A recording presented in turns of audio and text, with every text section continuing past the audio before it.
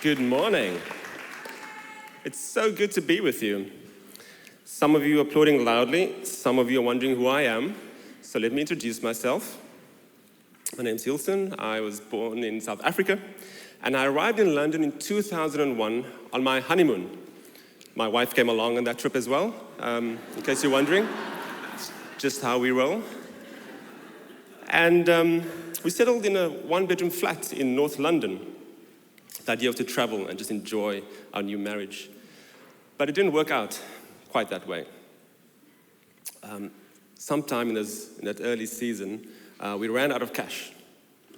Middle of the month, and there's just nothing.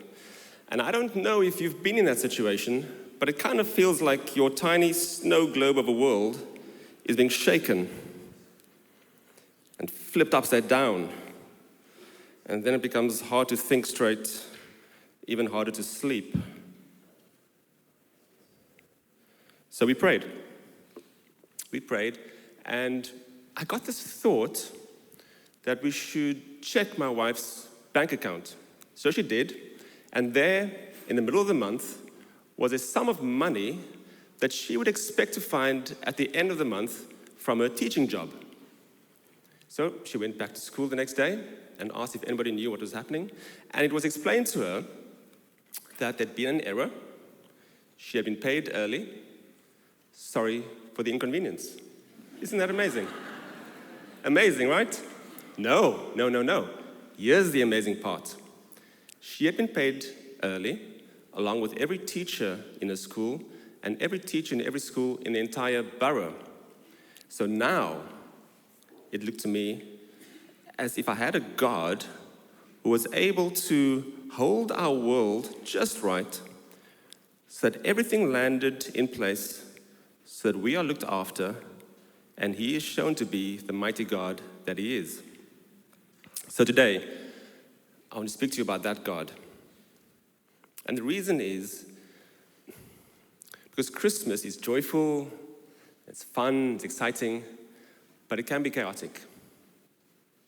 I've spoken to people this week who've gone through some things, and it's tough, amidst the joy. And I suspect there are some of us here today who sang that last song, God's goodness is running after me. And you sang it, but deep down inside, you're shouting out, God, do you see what I'm going through here? Do you see the Middle East? Could you pick up the pace and just run a little bit faster? Lord, why is it that if you're doing all the running, why is it that I'm the one that's exhausted all the time just trying to think about Christmas, right? So if that's you or someone you know, Luke chapter 2 is going to help us out. Let's read Luke chapter 2 from verses 1 to 7, and we'll try to make sense of the chaos at Christmas and try to find reasons for hope. See if you can spot 3 reasons in this reading to have hope in this season. In those days, Caesar Augustus issued a decree that a census should be taken of the entire Roman world. This was the first census that took place while Quirinius was governor of Syria, and everyone went to their own town to register. So Joseph went up from the town of Nazareth in Galilee to Judea, to Bethlehem, the town of David, because he belonged to the house and line of David. He went there to register with Mary, who was pledged to be married to him and was expecting a child. While they were there, the time came for the baby to be born. And she gave birth to her firstborn, a son. She wrapped him in cloths and placed him in a manger because there was no guest room available for them. Okay, let's sit up right. Focus, here comes the history. 44 years before Jesus was born, Julius Caesar rises to power within the Roman Empire. He concentrates all political power on himself, but before he can really have this position, he needs to meet one last criteria, and that is to have an heir. You must have a son who can take over from you one day. But he doesn't have a son. So he follows tradition and he adopts his closest male relative, a boy named Octavius. Caesar doesn't last a year in the role before he's executed, assassinated. And a while after that, he is officially recognized as a god within the Roman Empire. So now it gets interesting. The adopted boy, Octavius, inherits the entire Roman Empire. Because of his dad, he is now the son of a god, and he gets a new name. Have you guessed it? Caesar Augustus. And so Luke says, in those days, Caesar Augustus issues a decree that a census should be taken of the entire Roman world. And verse 3, what do we see happen? Everyone gets up and obeys. This man has power, he has authority, he has sovereignty. We cannot deny that. But I put it to you that he does not have supreme sovereignty. And the reason is because about 700 years before he's even born, God declares that his son will be born in Bethlehem. But now Mary is pregnant all the way over in Nazareth, 70, 80, maybe 90 miles out of Bethlehem. So what does God do? He grabs hold of the Roman Empire, and he so holds it that Joseph and Mary end up in Bethlehem, right where they need to be. That is God's sovereignty. The only issue is the text doesn't say that, does it? It says Caesar Augustus issued the decree. So you have to look elsewhere for our reasons to believe this. And that is found in verses like Proverbs 21, verse 1, which says that the heart of a king is like streams of water in the hands of the Lord. He directs it wherever he chooses. So Augustus is making a decision, but it's God's will that is being fulfilled. That is sovereignty. Job 42, verse 2, gives a lovely definition of God's sovereignty. After everything that Job has been through, he's lost his family, they're all dead. He's lost his income, all his wealth. He's lost his health. His friends have abandoned him. And at that point, he looks up to God and he says, I know you can do anything.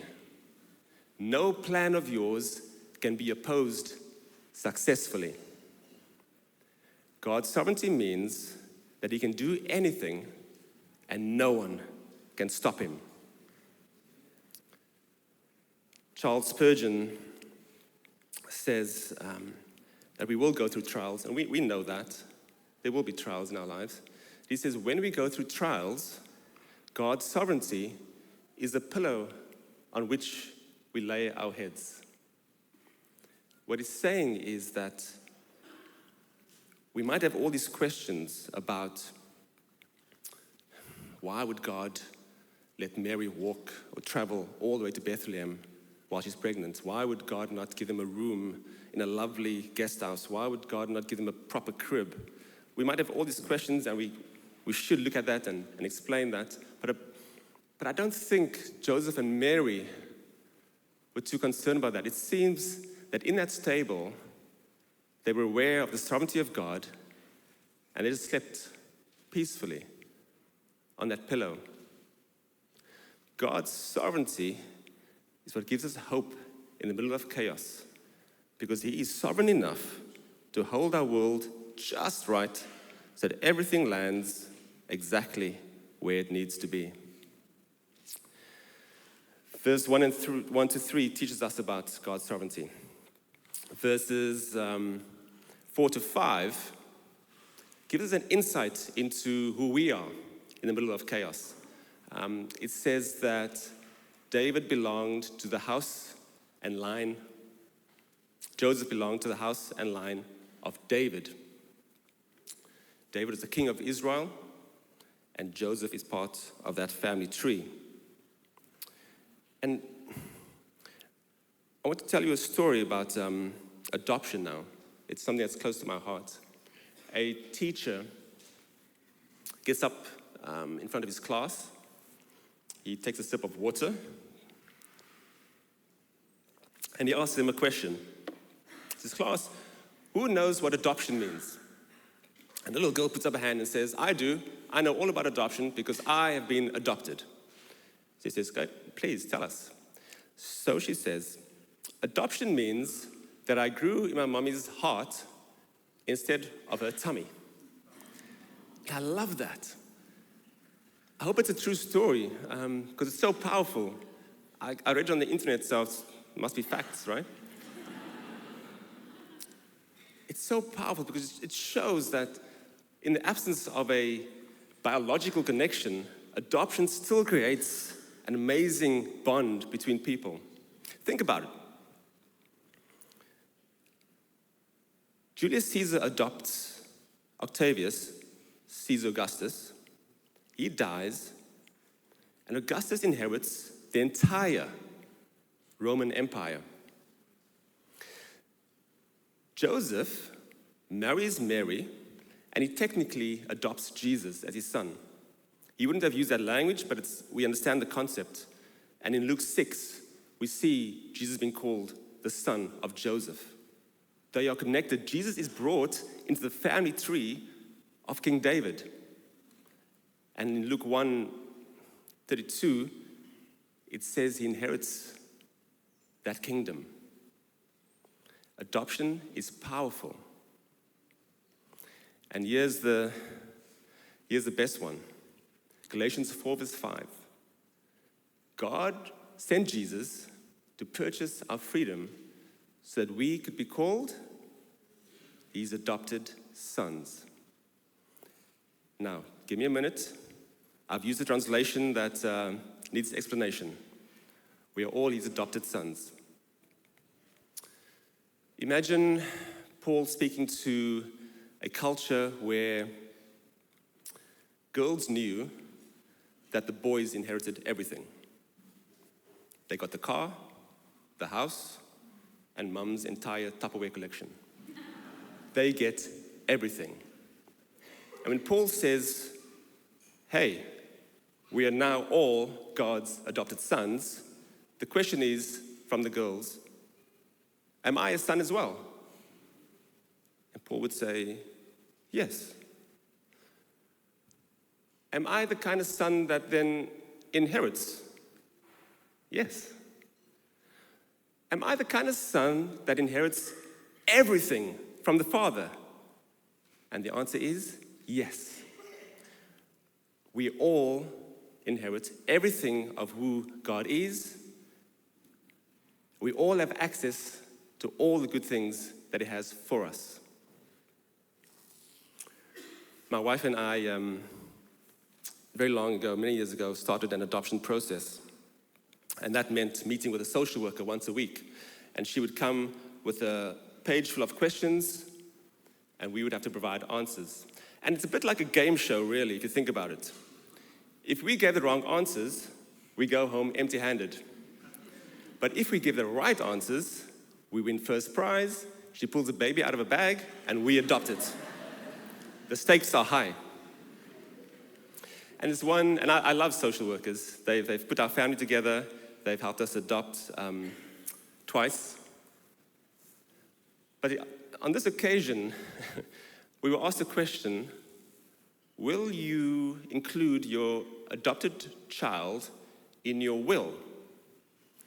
And I thought to myself, what a dumb, taxpayer-paid time waste of money this is. I mean, why would we take on this emotional roller coaster of a ride of adoption process only to get a child and say, "Hey, welcome to the family. The good news is you get our last name. The bad news is that's all you get." Who would do that? But remember, this is a game show, so you got to answer properly. That's a very interesting question. We haven't discussed that yet, but what a good question. Thank you for asking. I think what we do know is that we will be giving this child everything we have, and if it so happens that at the end of our lives there's anything left, they are more than welcome to it. I am just an earthly father, and my love and my giving too often hits the ceiling. How much more will your Father in heaven give to you his adopted son, which includes everyone, sons and daughters? Verses 1-3 teaches us that God is sovereign. There is nothing that he cannot do. Verses 4-5 teaches us that we are his adopted children and we have access to all of who he is and all that he has to offer us. Verses 6-7 is a part that says, while they were there, the time came and the baby was born. So think about that. While they were there, exhausted from their long journey, and while they were there, frustrated from going door to door, knocking, asking, while they were there in a barn with animals, and while they were there thinking about the wedding celebration they could have had, and while they were there was no crib for their first son, and while they were there probably without Mary's mother to help her through that, and yet while they were there, Jesus arrives.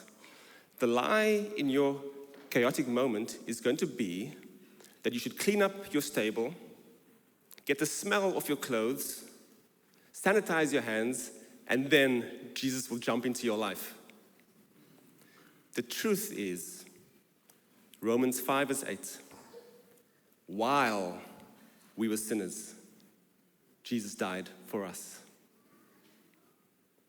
He's not going to wait. While you are in your situation, you can expect him to arrive. Once a year, I take my wife to my favorite restaurant for her birthday. It sounds better than, it goes well. It works. And we get there and we sit down, and it's really lovely, and someone comes to take our order and asks us what we need. And then before they disappear, they put this bread basket in the middle of the table.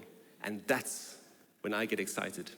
When I see that, I understand one thing. There's a lot I don't understand, but there's one thing I know. See, I don't know where the kitchen is.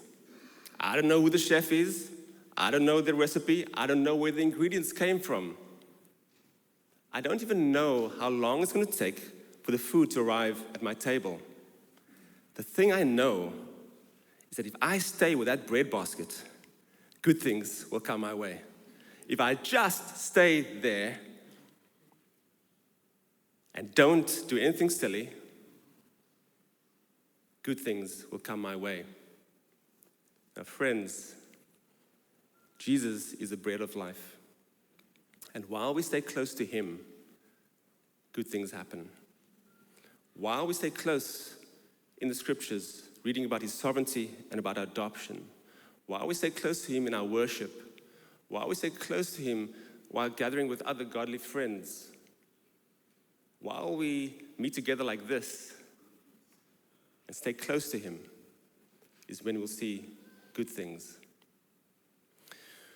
We can have hope because God is sovereign. He can do anything. We can have hope because we are his adopted children. We have access to all that he is. We can have hope because while they were there, the time came and the baby was born. Would you like to stand? Let's pray.